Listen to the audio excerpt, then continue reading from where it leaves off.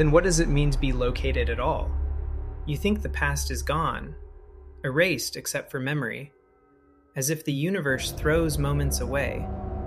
But physics doesn't allow a clean deletion, because now is not a universal boundary.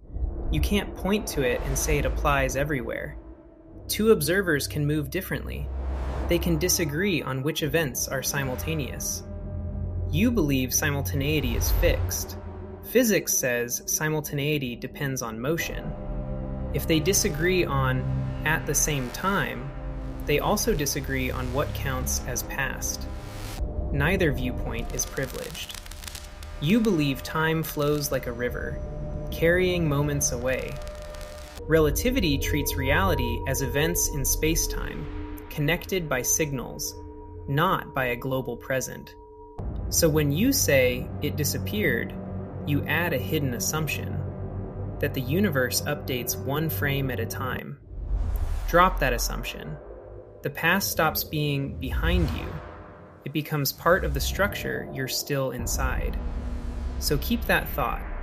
If the past is still inside the structure, then now becomes the real problem. Here is the paradox. It uses nothing mystical, only measurement. You are standing next to someone, a friend, 1 meter away. You both look at a wall clock. You both say, "This is now." You think you share the same present. You think that is automatic. But in relativity, simultaneous is not absolute. It depends on motion, because light is not instantaneous. Every statement about time is a statement about signals. A clock reading reaches you by light. A face expression reaches you by light. Even right now reaches you late. You believe your present is a slice of the universe.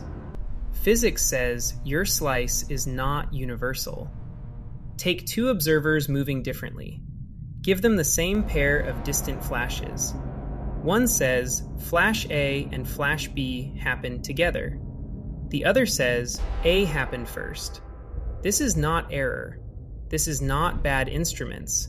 It is the geometry. If there is no shared simultaneity, there is no shared boundary called the past. So what happens to your clean story? Past, present, future in neat order, one layer replaced by the next. Relativity does not provide that replacement rule. It does not come with a global refresh. You can try to rescue it. You can say there is a hidden master clock, a real present behind appearances. But then you are not doing relativity. You are adding a privileged frame. The equations do not require it. Now widen the scene. Look at a star 1,000 light years away. The light entering your eye left long ago. Your now contains ancient information, but you still speak as if the star has a present you share, as if there is a single sheet of time spread across space. Where is that sheet? Show it in the math. Show it in the measurements. You can't, because the moment you choose a frame, the sheet tilts. You believe now is a line everyone stands on. Physics says now is a choice you make. That choice is not harmless. It changes what counts as past at a distance. Across the room, the delay is tiny. Across a city, it is still small. Across space, it becomes impossible to ignore. But the logic is the same. Your present is stitched together from arrivals, not from a cosmic timestamp. You feel a single moment because your brain smooths it. It groups signals into one label. It calls that label now. You believe now is what you experience. Physics says now is what you define. And once it is a definition, the past cannot be the same object for everyone. Not at the same distance, not at the same speed. That means your most basic timeline is a coordinate system, not a fact, anywhere. This is the part most people skip. They treat it as a technical detail. then they keep living inside a Newtonian picture. But your certainty about the past depends on that picture. You needed a universal present, so you could declare the past closed. Remove the universal present, and the past is no longer a sealed region. It is not a ghost. It is not a metaphor. It is a set of events in space-time. You do not have to like that. You only have to follow the consequence. Einstein is not a symbol here. He is a constraint. If you accept the world his equations describe, then the past disappeared is not a permitted sentence. And that leaves one open loop. If the past has not vanished, then what exactly is now? Don't answer quickly. Just notice what the question does to your footing. You are still holding the open loop. If the past has not vanished, then your river model is the first thing to break. You picture time as flow, a current that carries moments away. That picture feels obvious because your experience updates, because memory only points one direction, because your brain compresses intervals into a single label and calls the label now. But the river is not in the equations. Relativity never needs a moving now. It only needs events and the signals that relate them. You believe change proves a flowing present. Physics says change is a pattern across space-time. A clock does not emit now. It emits information. Light carries that information to you. So every time you read a clock, you are reading a delayed message. This is why the river story is dangerous. It hides a reset rule. It assumes the universe replaces one frame with the next. But in relativity, a frame is not a film strip. It is a coordinate choice. So when you say the past went away, you are not reporting a measurement. You are describing a mental animation. Identity tension belongs here. You are not located in a universal present. You are located on a world line, a sequence of events that can be labeled but not globally updated. Keep the loop open. If now is not a moving surface, then what exactly is leaving when you feel time pass at all? You stop asking what time is. You start asking what time is made of. Not moments, events. An event is simple. A place, a reading, a physical interaction, a click in a detector, a photon absorbed in your retina. Relativity is built from that, from what can be marked, from what can be compared. You believe a moment is a thing the universe produces. Physics says a moment is a label you assign. And you assign it using signals. Always signals. A sound reaches you late. A light reaches you late. A text message reaches you late. Even the sight of your own hand reaches you late. That delay is not noise, it is the structure. So now is not a point you occupy, it is a coordination problem you solve. You solve it by choosing a convention. You decide which signals count as simultaneous. You believe simultaneity is discovered. Physics says simultaneity is defined. Defined so measurements can agree locally, not so the universe can share one present. This is why the past cannot be thrown away. Events do not evaporate. They are related by light cones, by what can influence what. You can say an event is unreachable. You can say it is outside your causal future. But you cannot say it no longer exists without smuggling the river back in. You have events. You have signals. Now you need a rule to line them up. That rule is simultaneity. In your everyday life, it feels fixed. Two lights flash. You say they happened at the same time. But relativity asks a harder question. Same time for whom? Because observers in relative motion do not share one now. Their coordinate slices tilt.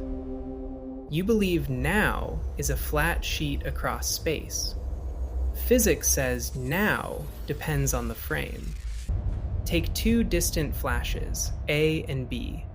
Place them far apart. Let one observer be at rest between them. Let another pass by. Each observer uses light signals to sync clocks. Each does it correctly.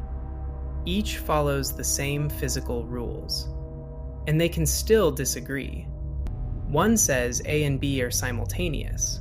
The other says A happened first. No instrument is broken. No one is confused. The geometry forces it. This is the tilt. Not in your feelings, in space-time. So the past is no longer a single region behind you. At a distance, what you call past depends on motion. What you call future depends on motion. Identity tension belongs here. You do not own the present. You inherit a frame. You choose one to function. But the universe does not promote it to universal law. Because the slices tilt, the border you rely on cannot stay fixed. You keep thinking there's a clean divider. Past on one side, future on the other. Present as the knife edge. Relativity removes that knife. If there is no universal simultaneity, there is no universal present, not even in principle. You believe the present is a fact. Physics says the present is a choice tied to a reference frame, a choice that can be made correctly and still disagree with another correct choice. So the past is not a sealed container. It is not a region the universe closed. It is a set of events that fall outside your chosen now. When you move, the set changes. When you change frames, the boundary shifts. Nothing physical jumps. No event moves, only your labeling does. But your certainty depended on that label. You needed now to be the same everywhere. So you could say, without ambiguity, that something has fully become past. That sentence is not stable in relativity. Identity tension belongs here. The moment you call now is not universal. It is local. It is stitched from signals arriving to you, and stitched differently for someone else. This is why the past has not disappeared. Disappear from what exactly? From which present? From whose frame? Keep the loop open. If the present is not absolute, then gone is not a physical category. It is a habit of speech. Now the question changes, not what time feels like, but what space-time allows. Because in relativity, time is geometry. It is measured by intervals, by what the metric permits between events. You believe clocks reveal a universal flow. Physics says clocks trace paths through space-time. Those paths are worldlines. And a worldline does not need a moving present. It only needs an ordering along itself. So the structure takes control, not your intuition. Once you accept that, distance becomes dangerous. Because far away, you cannot point to now without a convention. You need a rule for synchronizing clocks. You need light to carry the comparisons. That means the shape of spacetime matters.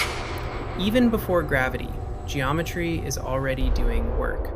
And with gravity, it becomes explicit. Mass and energy curve spacetime. Curvature changes which paths light can take. It changes which signals arrive. It changes how you build your now. So your present is not a slice cut from reality. It is a map drawn on a curved surface.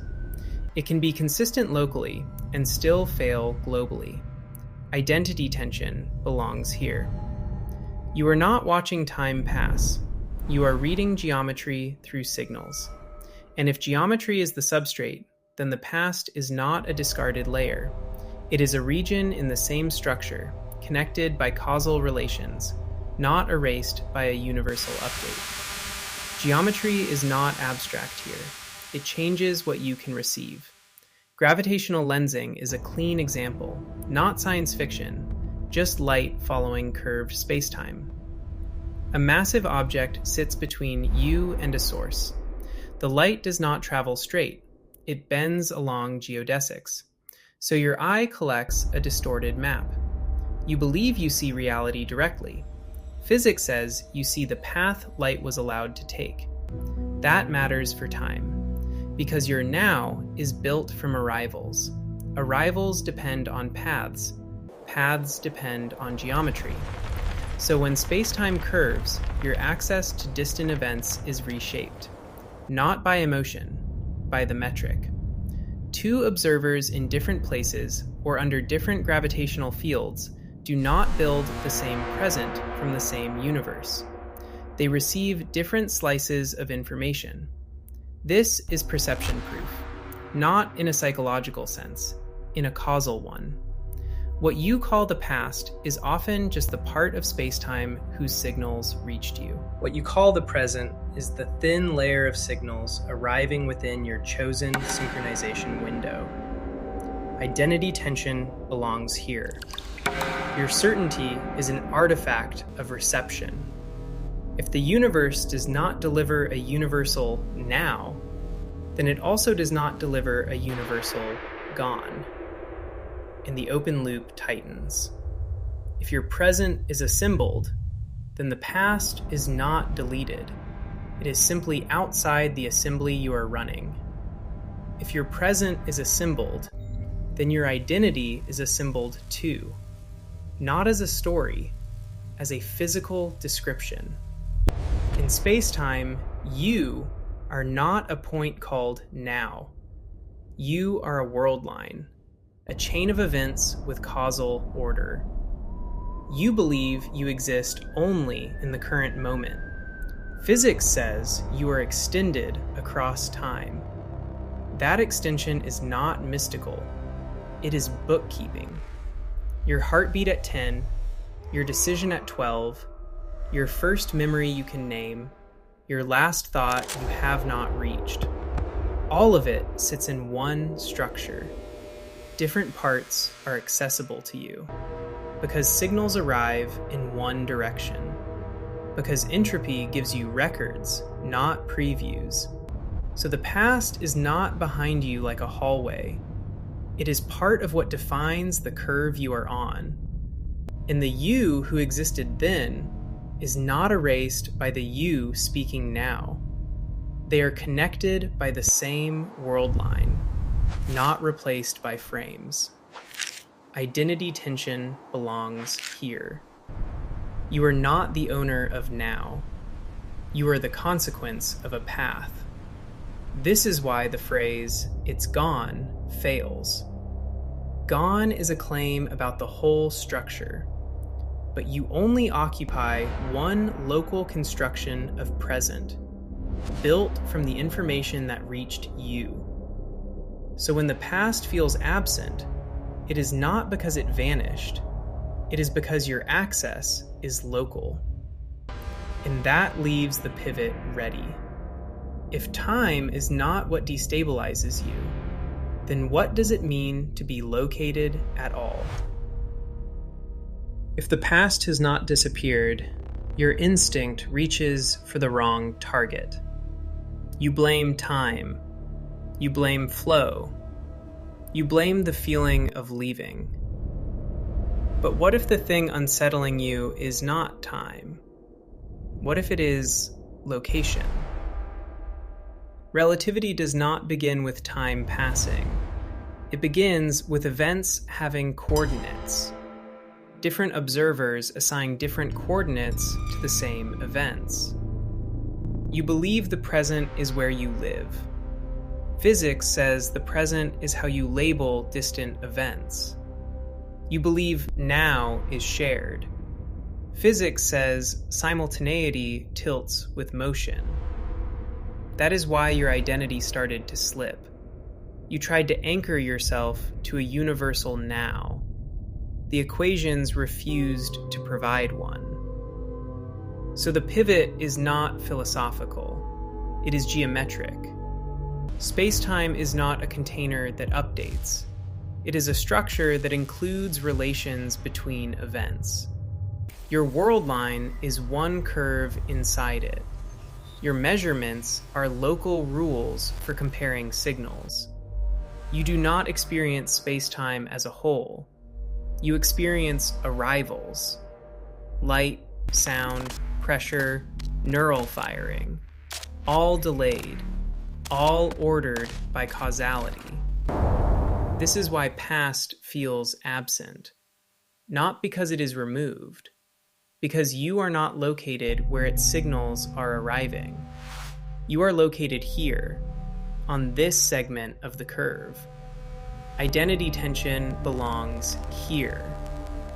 You are not a point in time. You are a shape in space-time. In the background, geometry keeps changing the map. A corridor stretches.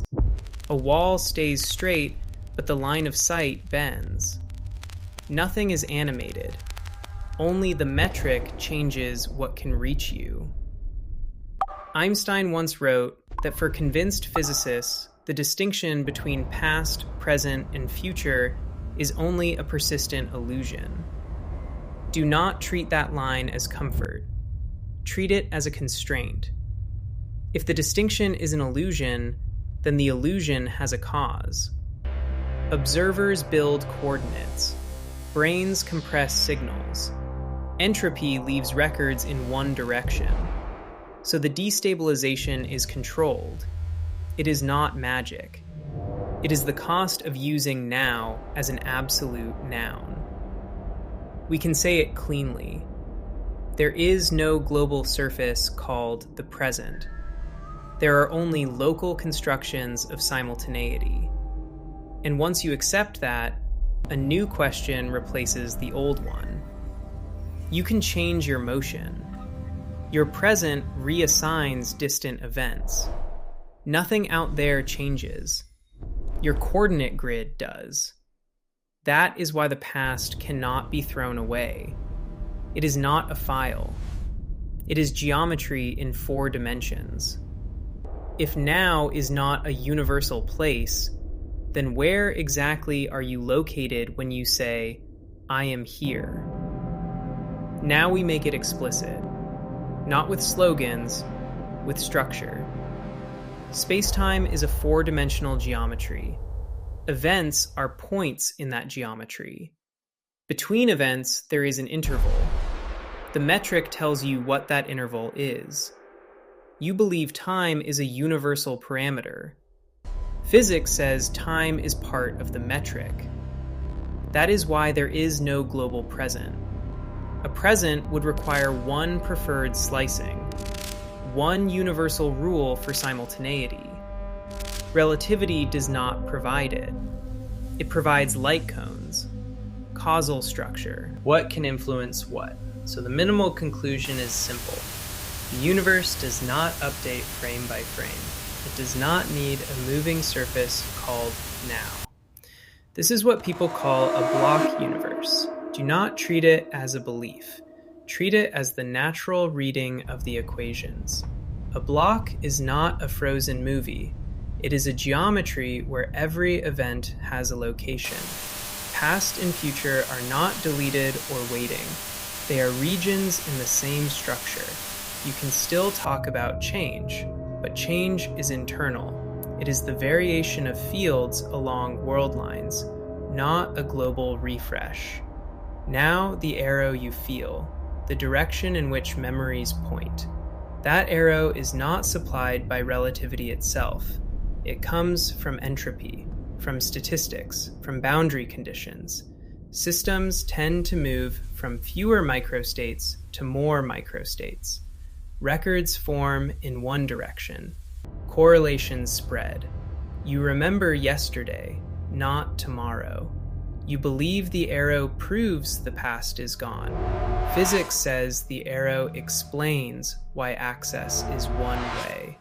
And that difference matters. One-way access is not deletion. It is asymmetry in what can be reconstructed. In a space-time view, the past is not removed. It is simply not reachable by ordinary influence. Your light cone points forward. Your records point backward. This keeps the tension controlled. You are not being told that everything is predetermined. You are being told that gone is not a geometric category. And now a larger consequence opens. If the past still exists as a region of the structure, then your current experience is not privileged. It is local. It is a patch of spacetime with specific conditions. Low entropy in the past, increasing entropy toward the future. Signals arriving within a narrow causal window. That is why the present feels sharp. Not because the universe draws a line, because your brain operates inside a line. So when you say, "This is now," you are naming a construction, a stable one, useful one, unavoidable one, but not a universal one. Hold on to that, because the next step is not cosmic. It is the room you are in.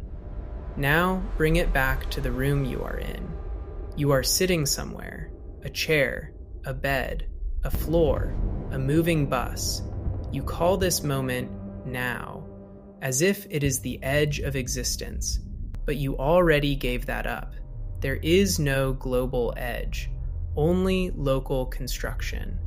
What you experience is a bundle of arrivals, photons hitting your eyes, pressure waves hitting your ears, signals in your nerves, all delayed, all ordered by causality. So what is this now? In physics terms, it is a region on your worldline, a small neighborhood of events, where your brain integrates incoming signals into one coherent label. You believe you are inside the present. Physics says you are inside a local causal patch.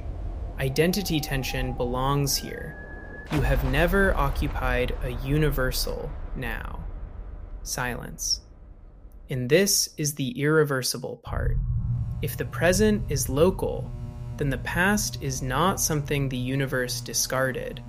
It is a region you are not causally accessing. Not because it stopped existing, because your light cone does not point that way. When you remember, you are not traveling backward. You are reading records. Physical correlations left in your brain and in the world. Records produced by entropy's direction. That is why the past feels like absence. Not because it is gone, because your access is one way. You can test this idea without leaving your room. Look at the nearest clock. The number you see is already old. By a fraction, still old. Look at the farthest sound you can hear. It began before you noticed it. Even your sense of instant is stitched. It is assembled from delay. So when you say, "This is happening now," you are naming a successful illusion.